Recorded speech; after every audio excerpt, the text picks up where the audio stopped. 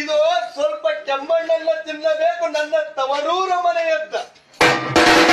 ಹೀಗೆಂದು ಬೇರೆ ಕ್ಷಣವೇ ನವದಾಸಿಯರು ತಾ ಬಂದು ಅವಳ ತವರ ಮನೆಗೆ ಬಂದು ಕೆಮ್ಮಣ್ಣನ್ನ ತಾ ತಂದು ಹಿತ್ತಲಿಗೆ ಎತ್ತಲಿದ್ದಲೋ ಬಂದ ಆ ಕತ್ತಲರ ರಾಜ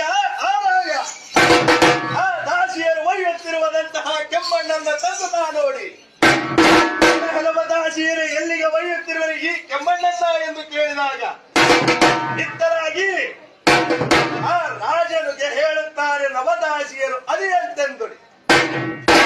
ಏ ರಾಜ, ನಮ್ಮ ರಾಣಿಗೆ ತಿನ್ನಬೇಕಂತೆ ಕೆಮ್ಮಣ್ಣನ್ನ, ಆ ಕೆಮ್ಮಣ್ಣನ್ನ ತಿನ್ನಬೇಕು ಎಂದು ಹೇಳಿದ ಕ್ಷಣವೇ ಏನು ದಾಸಿಯರು ನನ್ನ ರಾಜ್ಯದಲ್ಲಿ ಏನಾದರೂ ಧನ ಕನಕ ಆರೋಗ್ಯ ರೋಗ ರುಜಿನಗಳು ಬಂದಿರುವವೆ.